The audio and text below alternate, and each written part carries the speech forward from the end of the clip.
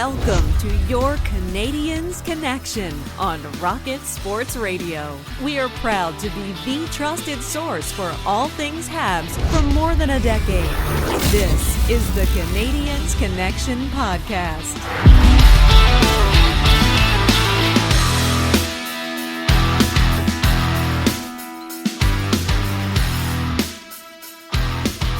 Well, hello everyone, and welcome to this week's edition of the Canadiens Connection podcast right here on Rocket Sports Radio, where we keep you informed, engaged, and entertained. And we have so much to talk about today about your Montreal Canadiens for episode number 347 of the Canadiens Connection.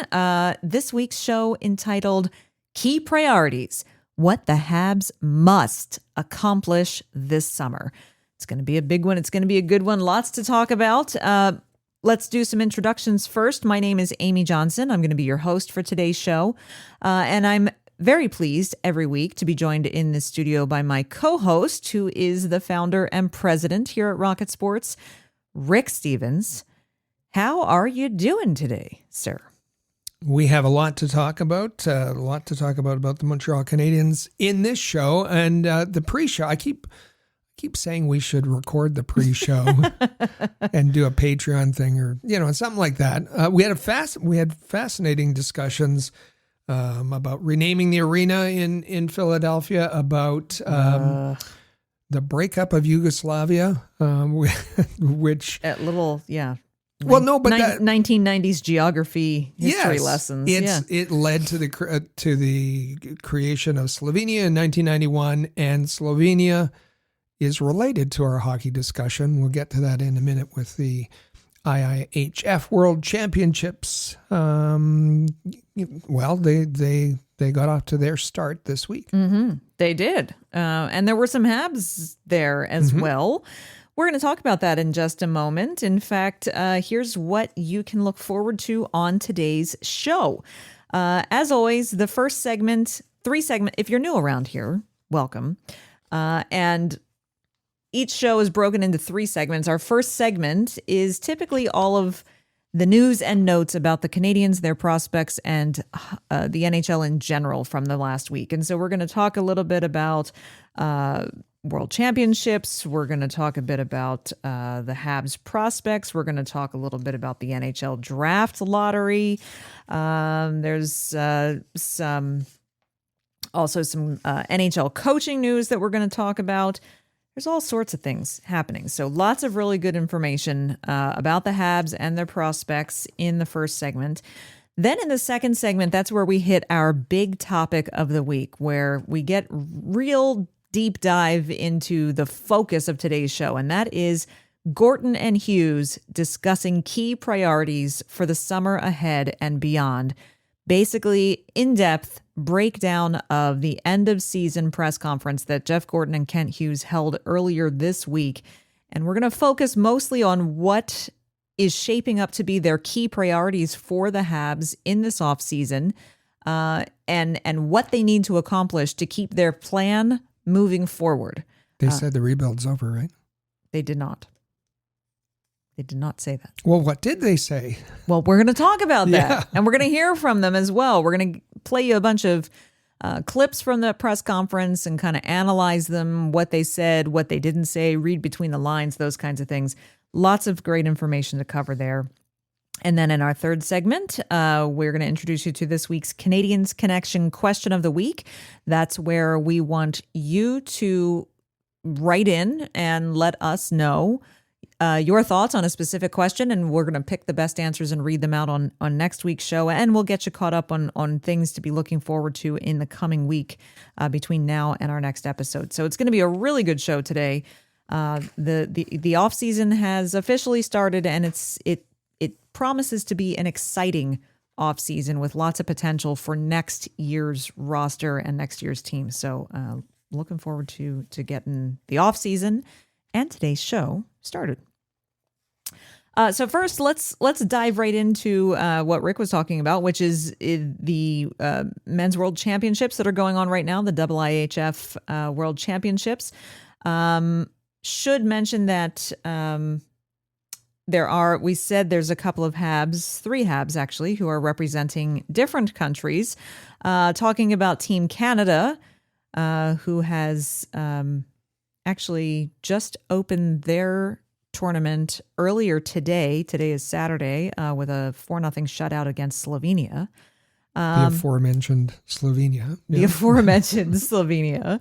And of the Team Canada roster, there is a very familiar name on the back end, and that would be defenseman Mike Matheson, who is on the roster.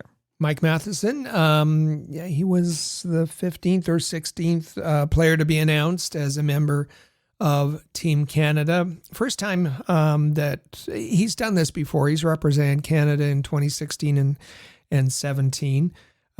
He sounded excited to go over. Of course, he's one of the question marks that I think is going to be debated over the summer. What role is he going to play? Is he going to be playing 25 minutes again when you have Elaine Hudson?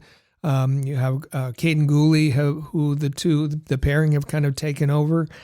So Mike Matheson, I think, wants to reassert that he can be valuable and is going to play some extra games and maybe audition for other teams who may need his services. We're not going to be going through a breakdown of each and every game, but mostly focus on how the Canadiens players are doing at the World Championships. Mm-hmm. No points for Matheson today, and yes, Canada beat Slovenia 4-0 in their opening contest. They did. And Hockey Canada, of course, announcing just briefly before their tournament began that Sidney Crosby would be captaining their team. Nathan McKinnon and Ryan O'Reilly serving as the alternates. And of course, it was last year's Worlds tournament was pretty fun to watch. And I'm sure this year's will promise to as well. Can I repeat what you just said?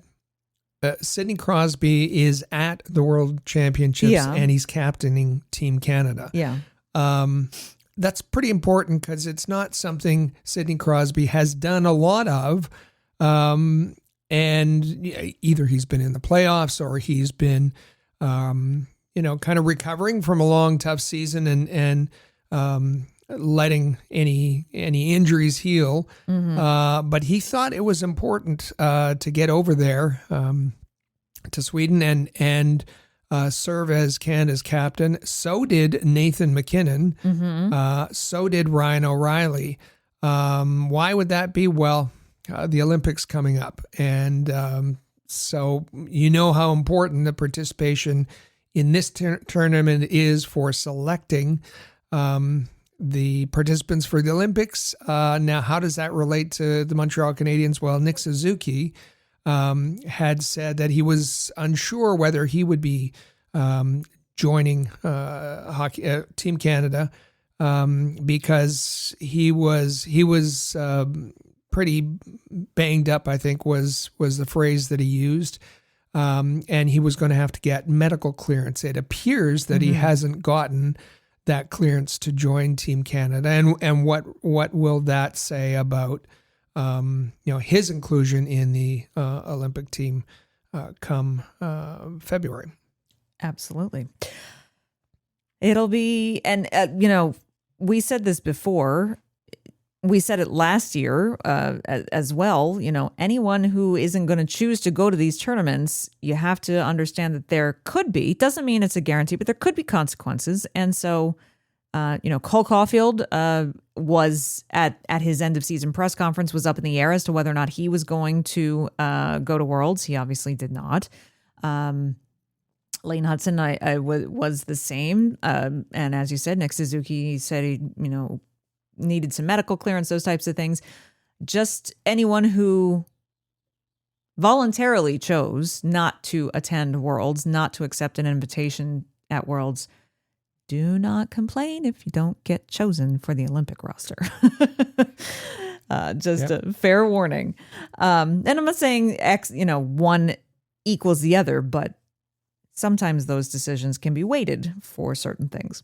Mike Matheson is not the only Montreal Canadian representing their country at Worlds. Emil Heineman is there on Team Sweden, and he's already making an impact.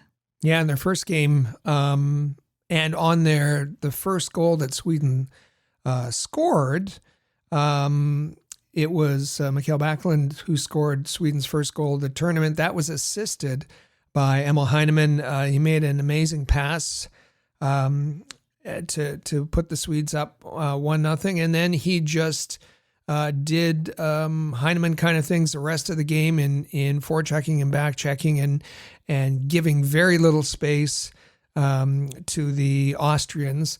We should say that Sweden then had their second game on Saturday, and they squeaked out it would have been a big upset for the Austrians to.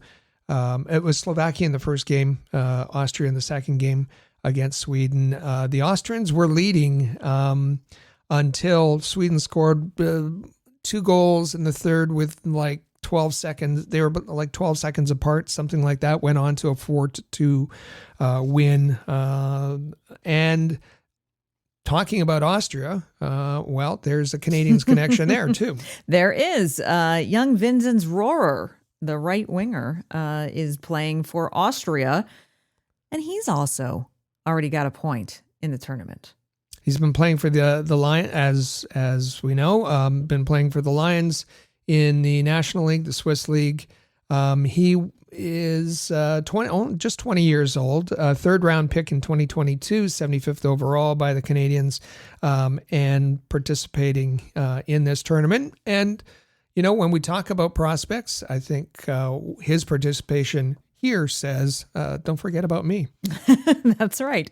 So, of course, we're going to keep tabs, as Rick said, on the Canadiens who are playing in the World Championship tournament. And we'll keep you updated each week on how they are progressing. Should be very fun to watch. Obviously, it's the off season, so roster news is going to trickle in here and there. There isn't any specific roster news for the Canadiens this week. So what we want you to do is to be sure that you are following at Rocket Sports on X. That is our main Twitter account.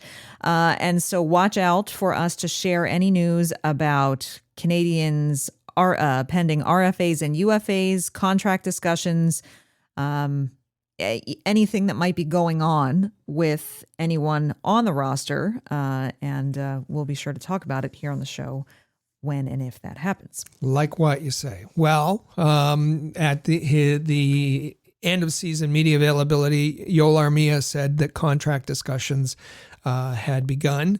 So we'll watch for that. Also in the media availability with Kent Hughes and Jeff Gorton that we're going to talk about in a minute, it was there's a willingness to get a contract done early for Lane Hudson, and so those are the kinds of things that we're going to be paying attention to in the off season. Definitely. For now, let's. There's actually a lot going on with Habs prospects, so let's take a dive into the Habs prospect report this week. It's time for the Rocket Report. The Rocket Sports Media Team is your premier source for information about the Laval Rocket, the AHL affiliate of the Montreal Canadiens, as well as Habs prospects playing in the CHL, NCAA, and leagues around the world. And first, we are going to start with, it's been a couple of weeks since we did a prospect highlight. Do you remember the name Quentin Miller? Goaltender Quentin Miller, who... No longer in the queue. He is playing for the Chilliwack Chiefs these days. We do remember him, and we talked about him this season on the podcast. But when you talk about young goaltenders, the focus tends to be on Caden Primo, Jakob Dobish, Jacob Fowler. But in the 2023 draft, Quentin Miller was picked up in the 4th round by the Canadiens, 128th overall, played on the Quebec Ramparts, that Quebec Ramparts team where he found himself to be he was the backup, and then he the following season he was off to an okay start. The Remparts were not a great team that following year. He was traded to Rimouski. He got injured, and the first part of this season, he was in recovery. And remember, we talked about that it was kind of odd that there was no one in the queue that would bring him on, would offer him a job. So he went to the BCHL and found a home there with the Chilliwack Chiefs. He played 10 games during the regular season, 8-2 record, 229 goals against, 923 save percentage. Well, that team, the Chilliwack Chiefs, is in the BCHL playoffs. They were facing off against the Victoria Grizzlies in the Coastal Conference final. That on Friday night, Chilliwack beat Victoria 5-4, and they won the series 4-1. And Chilliwack now is going to go on to reach the Fred. They have reached the Fred Page Cup final. That's the championship in the BCHL. That's the first time for Chilliwack since 2017. Miller has been sensational in the playoffs. He has a record of 12-5-0, 190 goals against, 937 save percentage. He's been very, very good. Wow. Obviously, a good decision for him to go to the BCHL. And we also know that he is committed to the University of Denver, a great program in the very good. NCAA. There was news about the Denver Pioneers this week. Their coach, David Carl, signed a very good coach, and some thought he would be coming to the NHL this season. Re-upping and continuing on. So, boy, everything is working out for Quentin Miller. Not a direct path necessarily to his dream, but setting himself up very nicely and is having a great deal of success. And that's one of the things that we've consistently tried to help fans understand is that really every prospect takes a different path to move up through the leagues and in their career. What is it that you always like to say that it's not exactly linear? That's right. And so, yeah, this has kind of been all over the map for Quentin Miller so far, but glad to see he's getting some success, and a move to the University of Denver can only help improve things. So good luck to him. Talking about prospects means there's going to be new prospects for the Canadiens in just a short amount of time because the 2025 NHL Draft is right around the corner. And the Draft Lottery took place this week with the New York Islanders winning, moving up from number 10 to number 1. I mean, it was, whoo. How did that happen? My goodness. And this was the new format. We talked about it last week. That it was the new format where they presented the draft as it happens, load 2 different draws, loading the balls, the 4-number code coming up, matching it, the accountant matching that to the grid sheet, the decoding sheet. As it was, and we said we don't know how this is going to go, because usually that was all kind of hidden and they did the countdown, flipping the cards. This was different, and I was worried at the beginning because when they got into the weeds, explaining the rules and the process. You can see everybody's eyes kind of roll back in the back of their head. And I don't think they did a very good job. We both said, it's going to be a real challenge for the TV production crew and the cool graphics they're going to have to explain. They didn't have any graphics. No. Until it got going. And once they got it in, they put the balls in, and the guy was, blindfolded essentially, and start and drop. And it looks silly. It really does. Except the one great thing they did was update the odds on a real-time basis. And they X'd out the teams that were eliminated. Well, they didn't X. I said that. They should put big X's through the general manager's faces. They didn't do that. But They struck a line through them and kind of dimmed them. Yeah, on the chart. Yeah. Not through the video of the guys sitting there. No. Which would have been more fun. But anyway, it actually got kind of exciting, I think. A little bit. They need to tweak it a bit, but I think so. I think it worked out, even though it mostly had little to do with the Montreal Canadiens, but we'll talk about that in a minute. And especially, I think, had it been a boring draft lottery like last year, where there was absolutely no movement, you had two teams making enormous jumps. The Islanders from 10-1 and Utah from 14-4. Yeah. So incredible. The odds, Islanders had just a 3.5% chance of winning the lottery, defied the odds, and they won it. And you had to feel a little bit for San Jose Sharks, but they get the number 2 pick, Chicago, with the 3rd selection. They do. And they had the number 1 last year, so it'll be all right. The Canadiens get back-to-back picks in the first round. They'll be selecting at 16th and 17th overall. So the 16 pick is the 17 pick is their own. 16 pick is the Calgary Flames. And Calgary didn't move up. Had they moved up, that the Canadiens would end up with a Florida pick being given that the pick was protected. So you know all that. Right. So they end up with 16 and 17 consecutively, and now it's up to the Canadiens to decide what they're going to do or package things together to move up. I don't think they're going to be able to get that second line center that they're going to need at that point, but another opportunity, and they've got they got a lot of picks in this upcoming draft, an opportunity to add a good deal of young talent again. Definitely. Of course, now that the lottery is done, it means the first editions of this year's mock drafts are coming out. And so, Rick, what's the landscape starting to look like?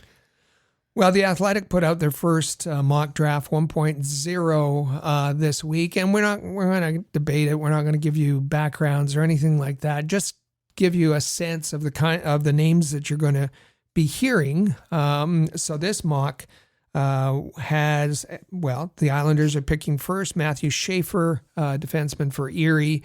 Probably they're looking to get the top defenseman in the draft, and that seems like a good fit, which meends Michael Misa would be available for the San Jose Sharks. They got a bunch of elite and top end forwards already, but he would be a nice add. Anton Frundell for Chicago. The Utah, what are they calling themselves? Well, we'll just call them Hockey Club for the moment. Kalen Denoyer from Moncton. The Predators taking James Higgins from Boston College. We talked about him through the year. The projection is in the mock that Montreal, with the 16th pick via Calgary, would be Lyndon Lakovic from Moose Jaw and Cameron Reed, a defenseman from my very favorite Kitchener Rangers. All right. We know this is going to change many times between now and the draft, but it means the fun season is beginning with the first round of mock draft coming out. All right, let's talk about current prospects. Laval got through their first round, the division semifinal round for the Calder Cup playoffs. They were facing off against the Cleveland Monsters. And they did manage to put Cleveland away. They have advanced. How did they get there? Well, we know that the Rocket won both games in Cleveland. But then when they returned home, the Canadiens, as we had talked about last week, were able to finally send Caden Primo and Oliver Kapanen back down to Laval. And so Caden Primo got the start in game 3, which was technically an elimination game that Cleveland was facing, but this was on home ice for Laval at Place Belle. But Cleveland managed to keep their season alive for another night. They beat Laval 3-1 in this game, which to me was, given that it was in Place Belle, we know how loud Place Belle can be, the environment and the atmosphere in there during the playoffs, especially. I was a little surprised to see Cleveland come in there with a victory, but they were desperate. Their backs were against the wall. Full credit to Cleveland, going into such a hostile environment and getting the win. Absolutely. Primo making 22 saves on 25 shots. It was not a friendly game, to say the least. That was the other part that was unusual. Is you look at the game sheet and all of the roughing and fighting and that went on in the first period. Not usual for a playoff game. No, not usual. So that meant Cleveland extended the series, extended their season. And then in game 4, Laval was like, okay, let's get back to our normal business. And they downed Cleveland 4-1, had 3 goals in the first period. They took a 3-0 lead after 20 minutes. Jacob Fowler was backstopping them this time. And he has just been lights out, particularly in the playoffs here already for Laval. Yeah, and just a reminder about the goaltending situation. Caden Primo had got the call up to Montreal to back up Jakub Dobish when Sam Montembeault experienced the injury. So as it was turning over the net in Laval to Jacob Fowler, he got the 2 wins on the road to start the series. And then Jacob Fowler picked up that win at home to take his playoff record to 3-0, a 1.00 goals against, .953 save percentage, 1 shutout.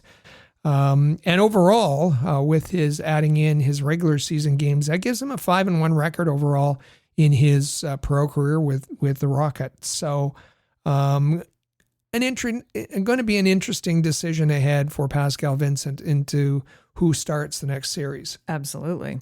And there will be a next series. As I said, they did finish off Cleveland that night, eliminated Cleveland, and won that series 3-1. It was a best-of-5 series. So now Laval moves on to the North Division Finals.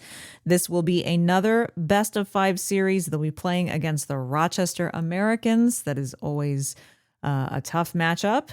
It'll be fascinating to see how they do. And they kick off that series on Wednesday night in Rochester.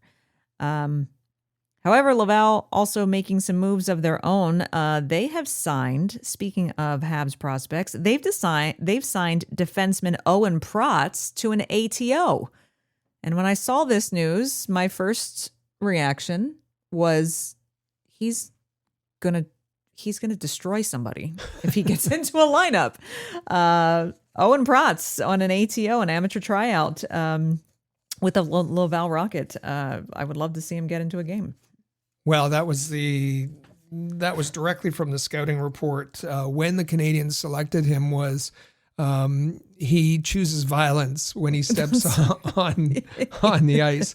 2024 pick, around for 102nd pick overall.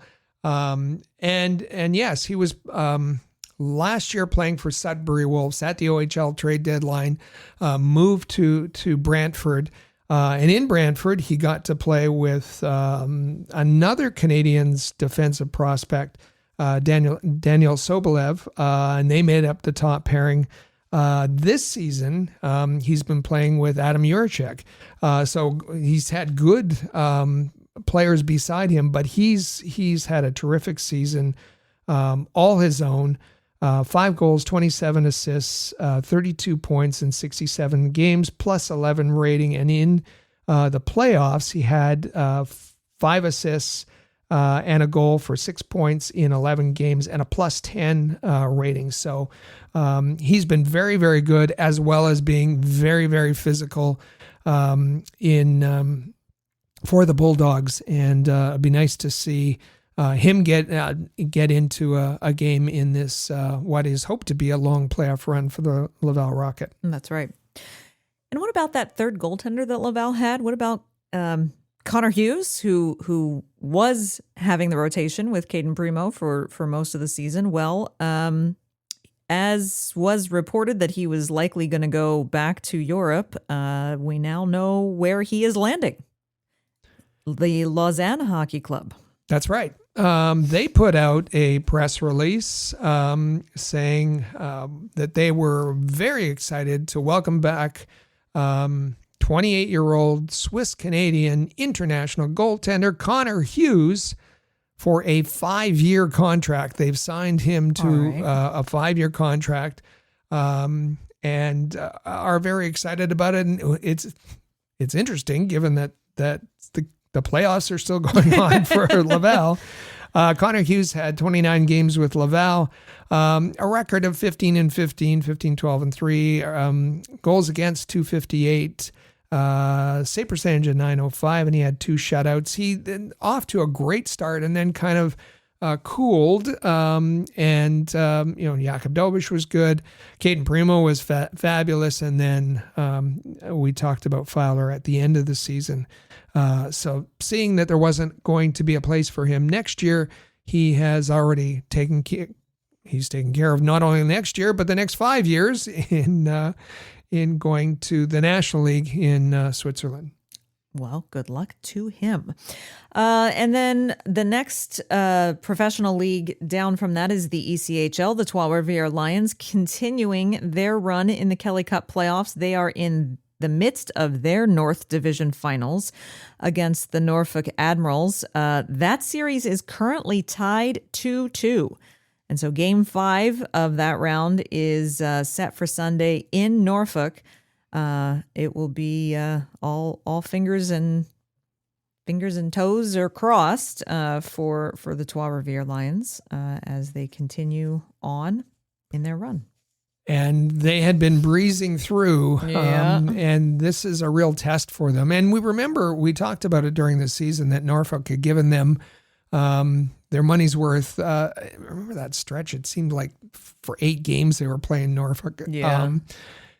So this is a real test for the Lions, and we'll see what happens on Sunday. Absolutely. Good luck to them. Okay, let's talk NHL. You just mentioned the Utah Hockey Club a few moments ago. Well, you can stop calling them that because they finally have branded themselves, and I think to no one's surprise, they're going to be known as the Utah Mammoth. It's been a long time coming, but the Mammoth is one out, hands down. Utah said it was, quote, the clear favorite, the, quote, prevailing choice. There was almost a million votes cast, according to Utah, about 850,000 votes cast for the name. And I think the logo looks fantastic. I think it's a really sharp looking logo. So the logo is, and the logo's got some neat features. Is a mammoth, and there's a mountain in there, and there's all kinds of little Easter eggs in there. Yeah. The hashtag for the team is going to be Tusks Up. I like that. The tusks will appear on the pants and all of that, but it's going to be the same. It was Utah Hockey Club this year, but they had their colors picked, and it'll be the same color palette. They call it Black Rock, Salt White, and Mountain Blue. And then with the Mountain Mammoth logo on the home jerseys, they're still going to have Utah on there, spelled out on their away jerseys. I mean, my brother and I had a chat about this, and neither of us likes the any kind of team name that doesn't end in S. We've kind of lost that battle a while ago. And I guess that I wasn't crazy about Yeti, and they ran into some, copyright issues. There were some, we should say there was some copyright issues with Mammoth. There's a lacrosse team or something that has the Mammoth. Anyways, that's been worked out. I truly preferred, I thought Outlaws was, and it fit, ends in an S, but I thought it really fit with that whole area and region and it was a little edgy, and I really liked Outlaws, but what do I know? What do you know? I know. Well, I think Mammoth is still pretty good. It'll be pretty fun. So congratulations to Utah. You now have an actual name.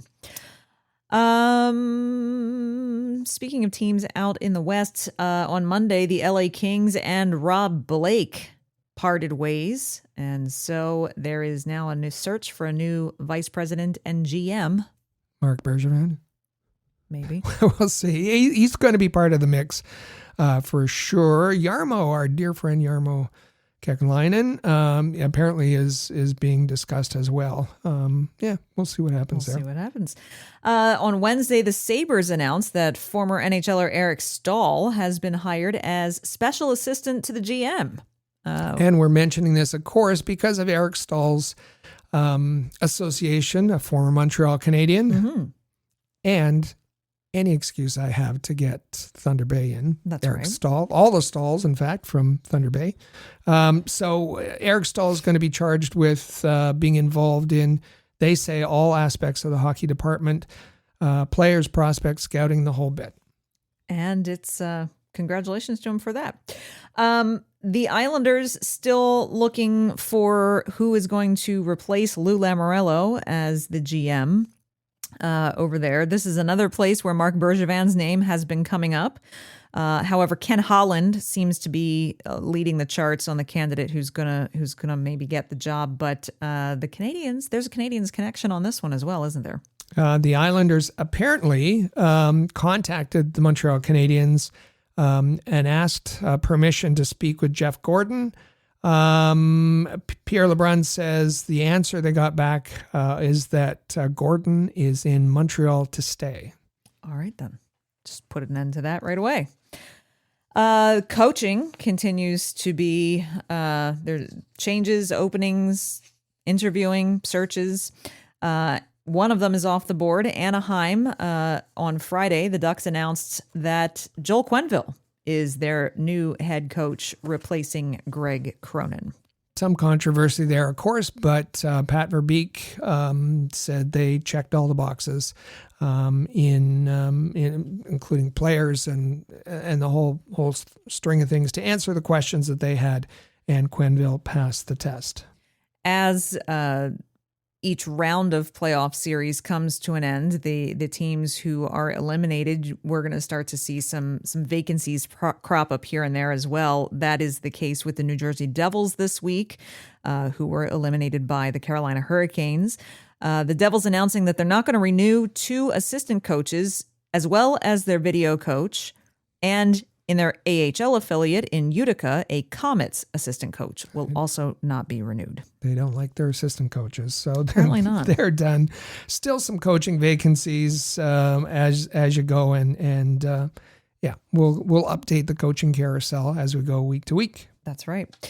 As was expected, the Calder Trophy finalists were announced on Monday. Lane Hutson, obviously in that grouping, along with goaltender Dustin Wolf and Macklin Celebrini. Safe to say, there was more than a little bit of consternation out of Philadelphia on the Matvei Michkov snub on this one. What Michkov thinks about it, not really sure, but those are the 3 for your Rookie of the Year: Macklin Celebrini, Dustin Wolf, and Lane Hutson.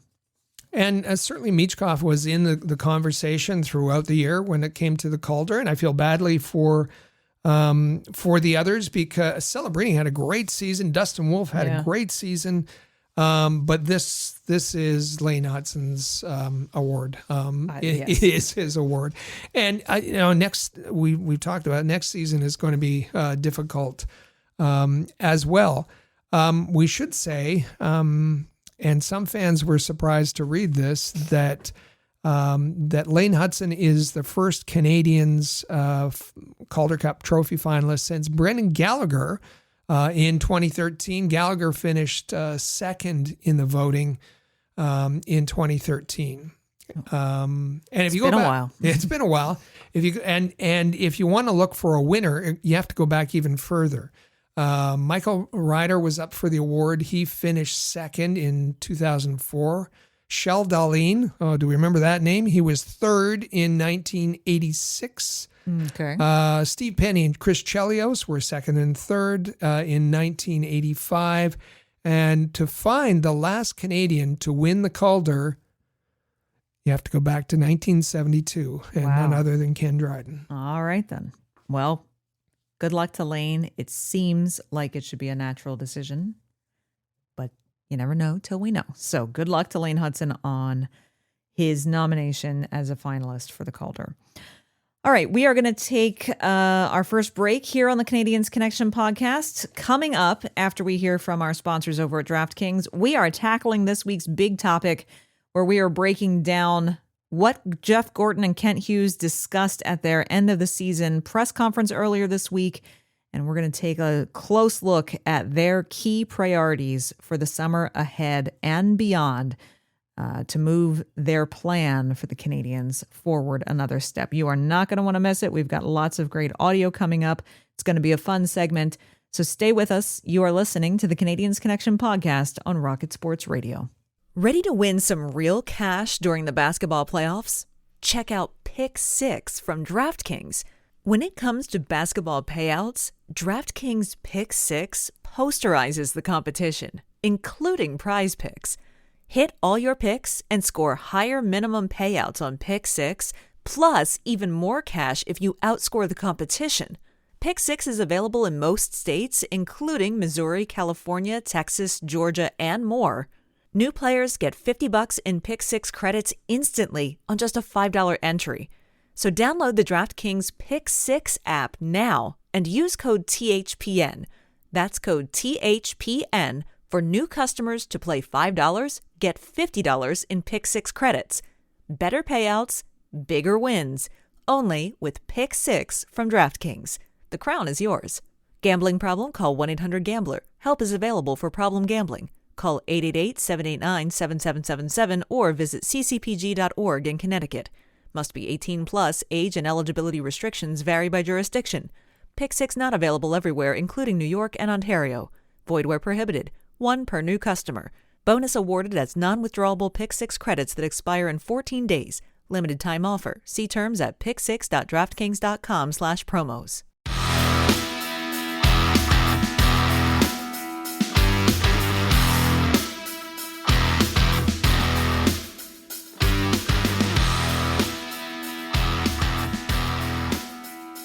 And welcome back to the Canadiens Connection podcast on Rocket Sports Radio. Once again, my name is Amy Johnson. Hey, if you would like to follow me on X, you're welcome to do so. You can find me there at Flyers Rule.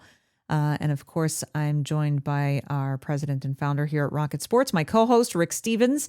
I mentioned this in the first segment, but you'll want to be sure you're following him on X as well, at Rocket Sports. That is our main account. That's the one you definitely want to be following. And hey, if you want to follow this podcast, the way to do that is at Habs Connection on X, Facebook, and Instagram. Don't forget to subscribe to the podcast. Subscribe to our YouTube channel. You can find that at InsideTheCanadiens.com. And we look forward to hearing from you. Drop us a comment on YouTube. Send us a DM or a reply on social media.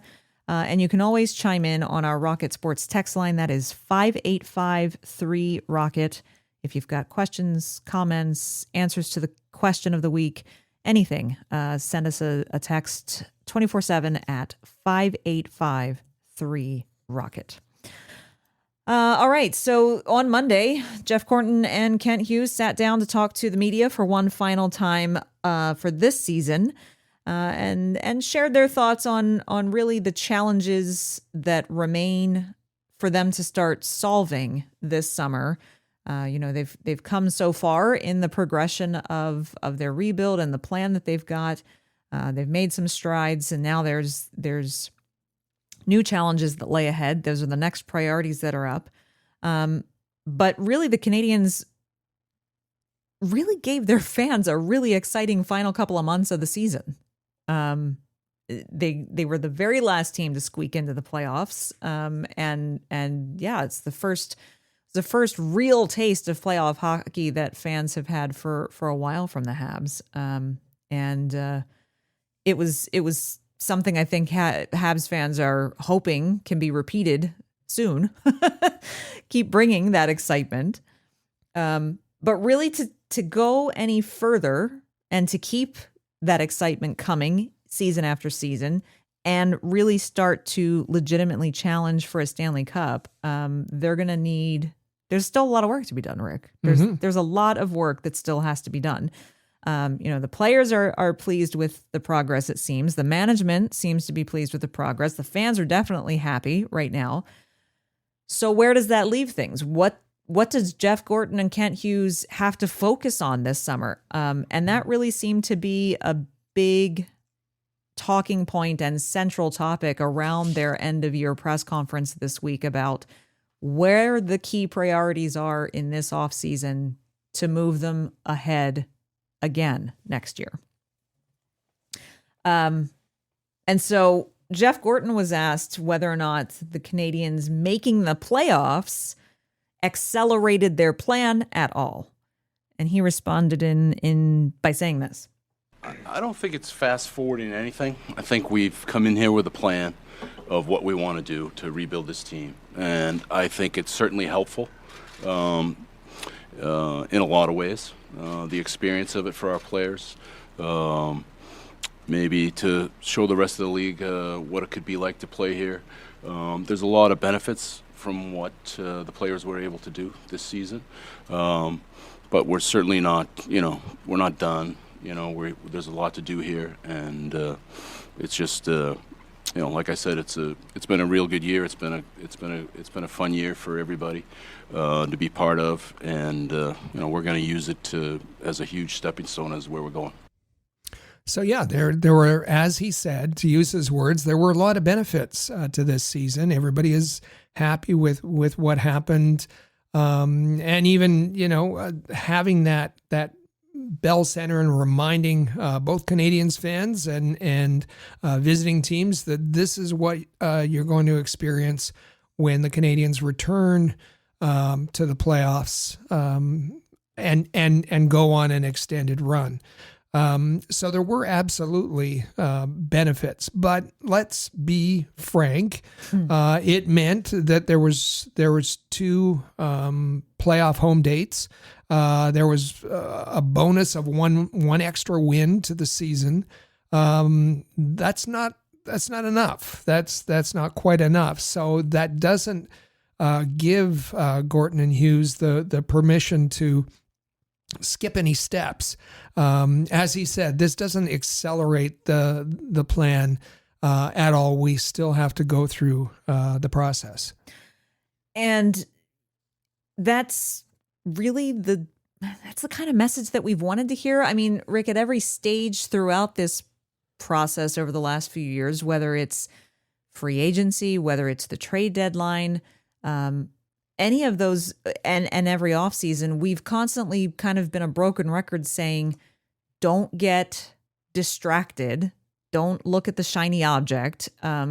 Stay the course, because the only way to become a perennial contender is to stay the course and see the plan through and not look for the instant gratification or the short-term wins. And so we were relieved to hear, at the trade deadline that they weren't going to try to do anything that was going to sacrifice the youth who were coming up. And it's nice to hear that, again, they're reaffirming that great that they made the playoffs.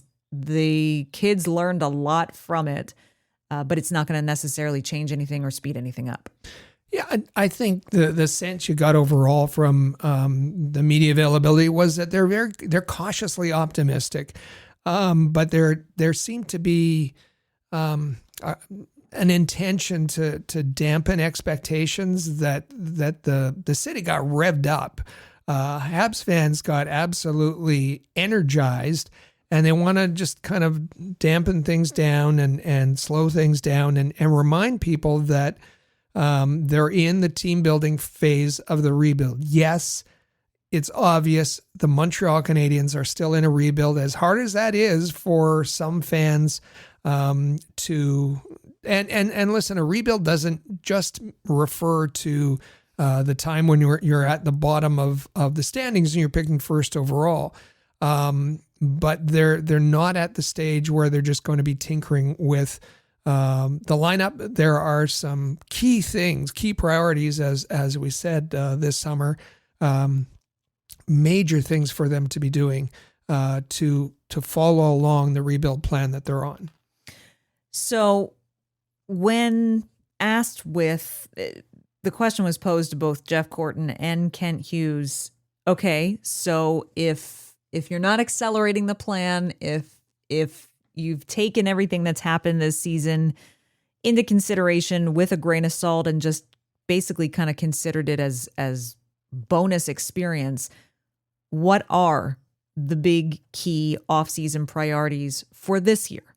I'll go first there. I would say, if you're just watching, if you just go on the playoffs, obviously, compete, adding players with some size, a little compete, some skill, obviously. So, listen, as we're building the team out, we're trying to get better in all areas, right? So we're not a finished product, but I think there's not one area of our team where we're saying we're done there, right? So we'll continue to look at everything and try to build it out. But, I think everyone's talking about size and Washington and the way they played, and certainly we're aware of that. And as we move forward, Kent and I have a lot of discussions about this, size. Compete is really the biggest thing, making sure that we have people that are comfortable in a playoff environment to play in all situations. But there's really nothing we won't look at to try to improve it. And I would say, to along Jeff's comments about compete, we got a lot of young players who lived it for the first time. Some of them are big players. They just have to learn how to use their physical attributes to impact the game more in a playoff environment, and that's new for them. This is fascinating, and there's a whole bunch in here to break down. Let's start at the top, and Jeff Gorton said, what they need is compete, size, skill, and oh, by the way, compete. The compete part, I know fans are focused on size, but for both Jeff Gorton and Kent Hughes, it's the compete level. He went on to say that, to remind people that they're not a finished product. There's still a lot of work to do. You heard Kent say that for many of the young players, it was just making sure that they were comfortable in a playoff environment because it was the first time for many. And it's not that they necessarily have to go out and add a bunch of size. They have players, Juraj Slafkovsky, who have size that have to learn to use their size. That's right. And use it consistently. There was a few times they came back to subtly sending messages to certain players. Slafkovsky was one of them. And the Capitals were mentioned and specifically, and they have been discussed in the media, that, the Canadiens can't compete because they don't have size. They got to get size to compete with the Capitals. I think that Jeff, both of them really, but particularly Jeff Gorton said compete is the key, because what people don't realize is the Montreal Canadiens may not face the Washington Capitals, and who says the Washington Capitals are the template for what you need to succeed in the playoffs. So there's no sense spending your offseason building your team to face the Washington Capitals just because they're the ones that knocked you out of the playoffs. They aren't necessarily the template for success. They aren't the standard necessarily. We'll see if they win the Stanley Cup. I'll change all of this. But yes, size has to be a component. Skill has to be a component. Defensive play, scoring, but compete level is going to be. It's going to underpin all of this, I think, in their decisions over the summer. So, should fans be expecting a big blockbuster summer? I think when we said 2024 would be a big summer, I said 25 would probably be bigger, and I would assume that will continue to be the case until meaning each subsequent summer, until we arrive and we feel like we've got a team that's capable of competing every year for a Stanley Cup. And I think we can all agree we're not, although we took strides, we're not there yet. I snickered at that because, yes, last year, Kent Hughes said, yeah, it's going to be 2024 big summer, but 2025, that's going to be a real summer. So everybody now, we're calling that, says, the Canadiens are going to have a huge summer, a big splash, free agency, trade. And Kent Hughes kind of walked that in that statement, kind of walked that back a little bit, saying every summer from here on in is going to be big, and it's going to be bigger than the last until we get to a point where we're a team that's competing for the Stanley Cup every season. So, brace yourselves. We'll see what big summer really means. There's a lot of opportunities to do some things this summer. So, what Kent Hughes' definition of a big summer is and what fans' definition of a big summer is could be two different things, or they could be pretty closely aligned. So we'll see what that ends up looking like. And you need a dance partner, right? Yeah. Whether it be a player, or maybe, when maybe more than one dance partner. Well, yeah, no. Whether you're engineering a trade, or whether you're trying to move up in the draft, or whether you're signing a free agent. That's right. They need a dance partner. They do. Do they need a second line center? Certainly we understand the question and the point of improving the second line as you watched our season. So it's not lost on us. If you're asking for an answer today, I would say we need more time to let it play itself out and see what happens. But there's other ways of improving your skill level and your top six.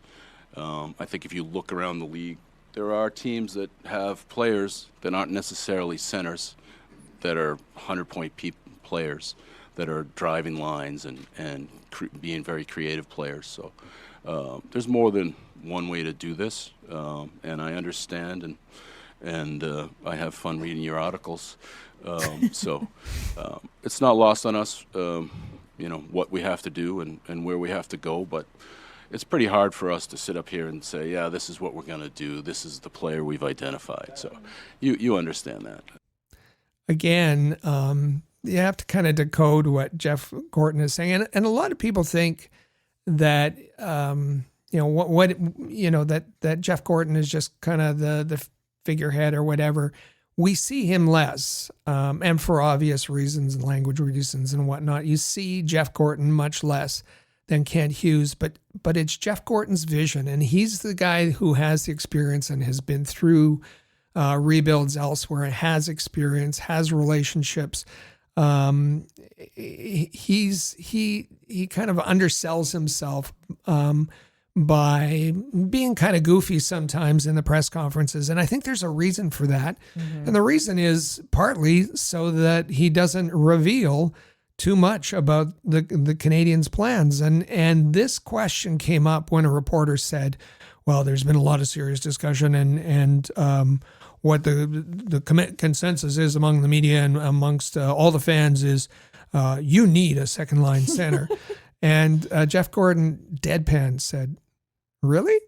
And everybody burst out laughing. And so he goes off and says, he talks about, there's different ways of approaching improving the situation.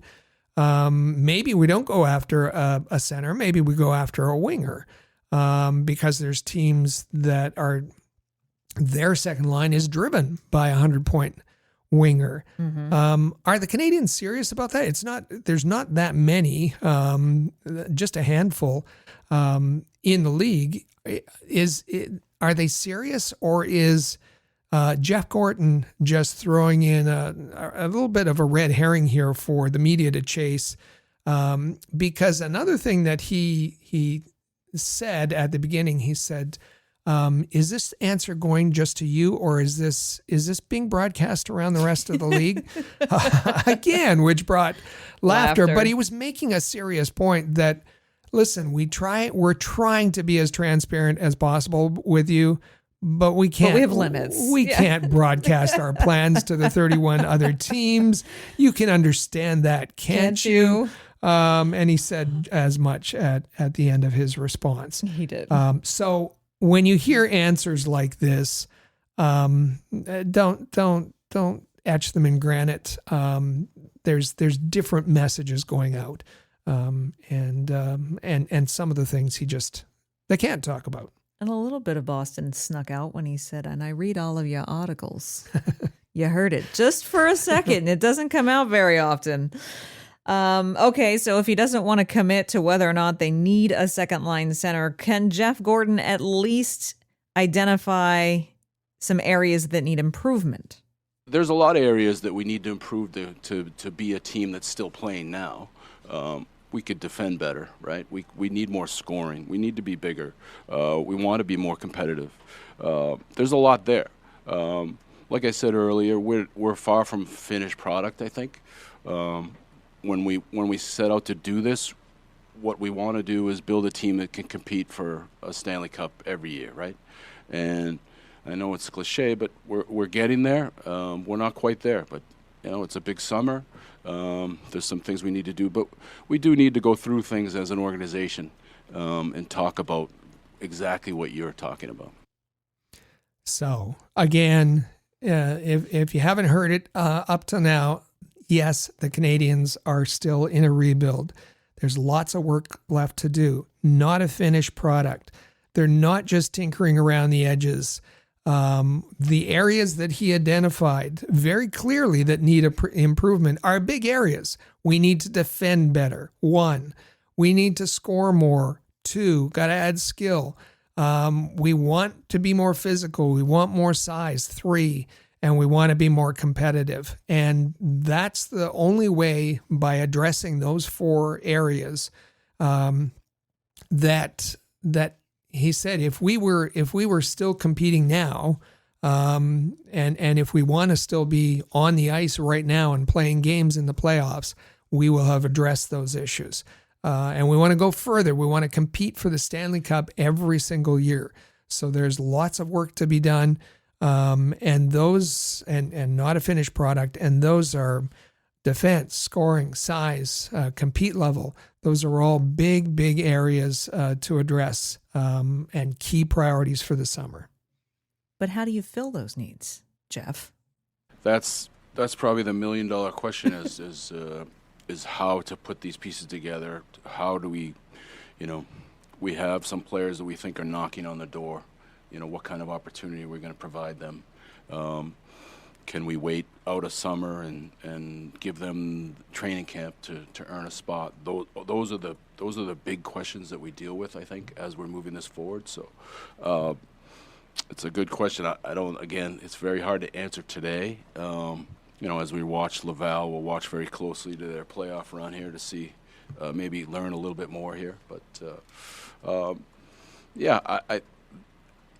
I think Nick mentioned it a little bit in his final press conference with you guys, just talking about we all understand that it's possible we'll be younger,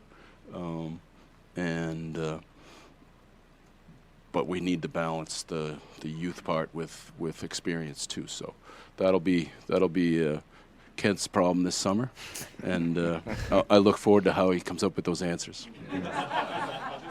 Again, very disarming. But that's probably one of my favorite responses of the whole thing.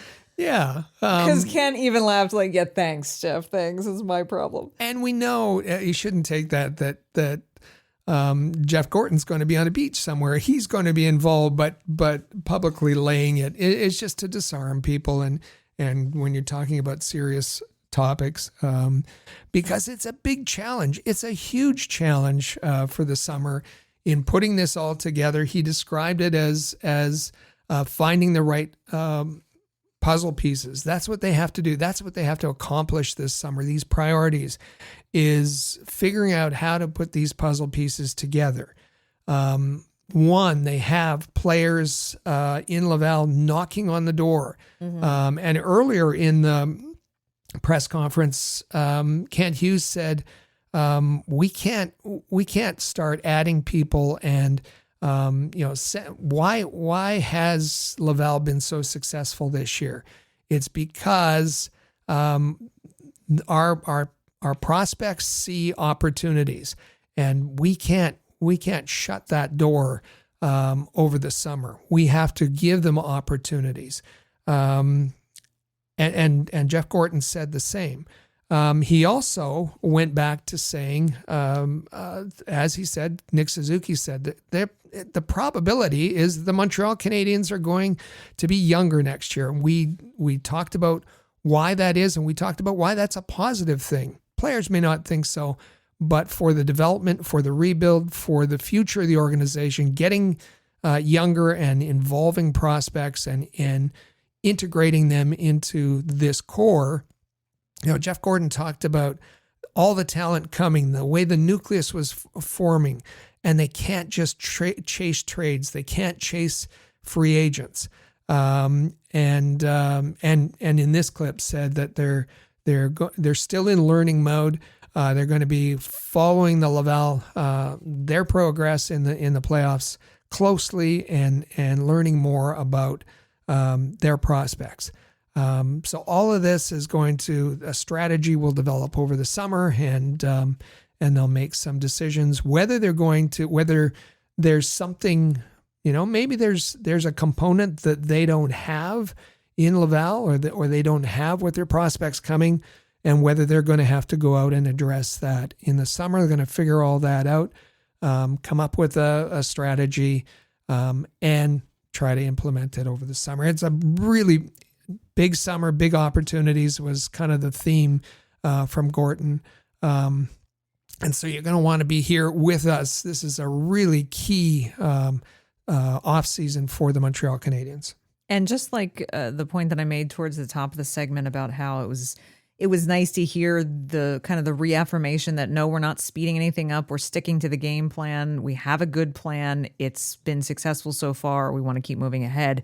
I was also pleased to hear Jeff Gorton say out loud, we're going to watch Laval really closely during their playoff run. There are guys down there who are really making a push, and there could be solutions that are sitting right there waiting for us to snap up and promote to the NHL. So once again, obviously we were hopeful that when they said development has to start taking a priority, that they were going to see that through. And it does seem that they are sticking to that. And that's a good thing, I think, for a healthy NHL organization.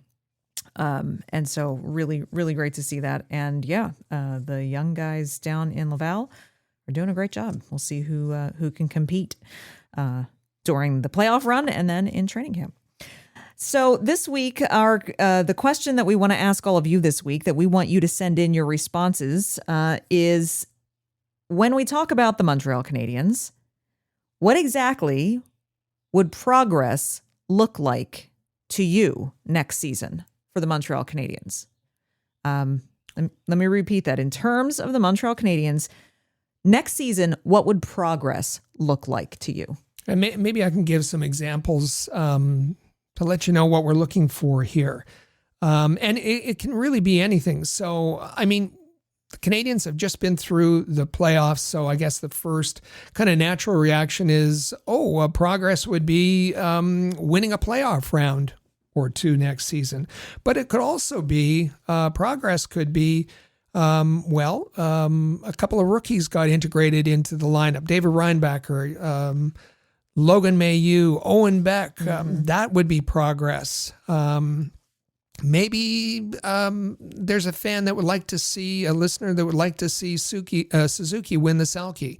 That would be progress for them in his own personal journey. Maybe Juraj Slafkovsky gets off to a great start.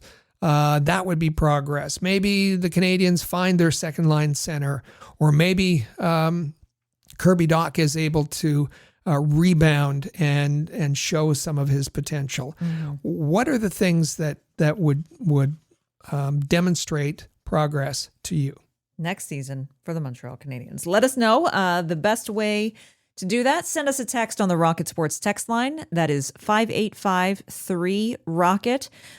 Hit us up on social media at Habs Connection, X, Facebook, Instagram, or head over to our YouTube channel, InsideTheCanadiens.com, and drop us your response down in the comments on the video. And we'll pick out the best ones and read them next week on the show.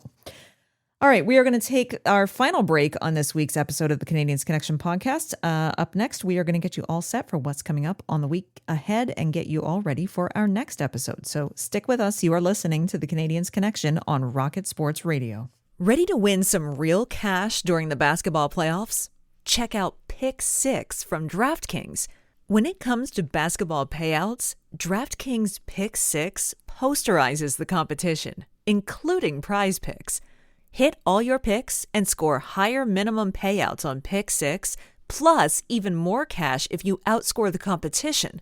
Pick 6 is available in most states, including Missouri, California, Texas, Georgia, and more. New players get $50 in Pick 6 credits instantly on just a $5 entry. So download the DraftKings Pick 6 app now and use code THPN. That's code THPN for new customers to play $5, get $50 in Pick 6 credits. Better payouts, bigger wins.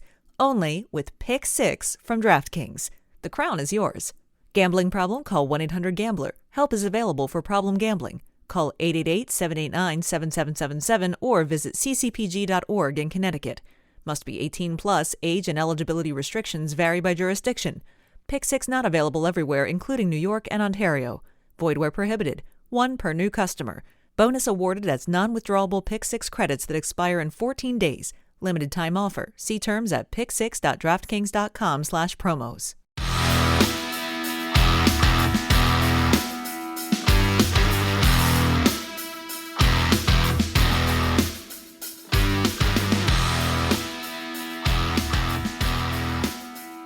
And welcome back to episode 347 of the Canadiens Connection podcast on Rocket Sports Radio.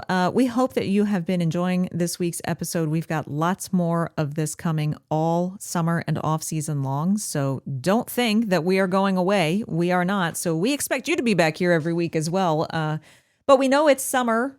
Well, not quite yet, but it's getting to feel like summer. And we know that you're going to get busy with vacations and holidays and being outside. So the best way to remember to tune in every week is if you're subscribed to the podcast, and that way you will automatically get it in your podcast feed. Or if you prefer to watch on YouTube and you subscribe on YouTube, just remember to tap the notification bell, and that way you'll get a notification every time a new episode comes out, and you'll never miss a week's worth of news and in-depth analysis about the Montreal Canadiens.